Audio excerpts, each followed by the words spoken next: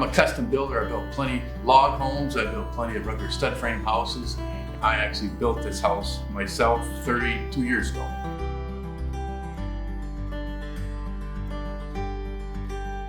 The office was put on about 18 years ago, and the master bath was done about 10 years ago.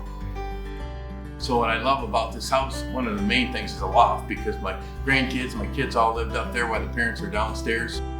These wagon wheels, they're original wagon wheels I dug up out of the ground.